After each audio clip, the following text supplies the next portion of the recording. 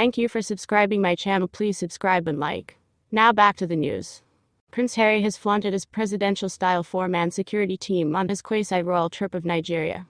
Critics have claimed the trip to the ninth most dangerous country in Africa is hypocritical and have branded it the Harry and Meghan show. Former Royal Protection Officer Di Davies said, "Seeing all his presidential-style security really does stick in the throat.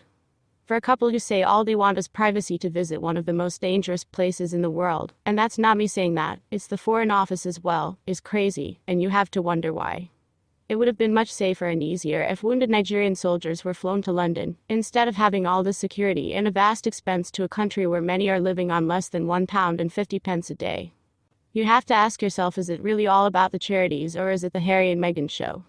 For their 72 hours private trip, Harry and Meghan have their own four-man security team which they have paid for themselves, and Nigeria is providing its own protection at a massive expense.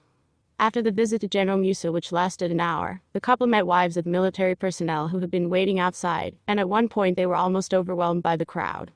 It led to a clearly visibly anxious Harry leading Meghan by the hand quickly into their waiting car, and they were whisked away for the next part of their trip, with Harry flying 120 miles northwest of Abuja to visit a military hospital in Kaduna, while Meghan attended a private engagement. The tour continues today with the couple attending a volleyball match with injured servicemen in Abuja. Prince Harry traveled alone when he visited a military hospital in Kaduna, a region dubbed a no-go zone by the Foreign and Commonwealth Development Office, Mail Online can reveal. Harry, who has questioned his own security in the UK, flew to the hospital around 120 miles northwest of Abuja and apologized on his arrival that he had left Meghan back in the capital of the West African country. After being welcomed by dancers on a red carpet, Harry told the audience, "I'm sorry that I didn't bring my wife. The focus here in Kaduna is the wounded, injured and sick men and women who serve in Nigerian forces and keep people safe." Sources told the Mail that Meghan had a private engagement and was due to meet up with Harry on his return later on Friday. Harry getting into a car on his visit to Kaduna. The Sussex's entourage consists of over 10 vehicles.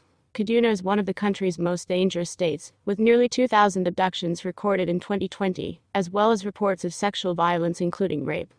The UK Foreign Office advises against all travel to the area, which is partly ruled by armed bandits. Before he left, Harry was given two paintings, one of him and his late mother Princess Diana, and another of him and wife Meghan.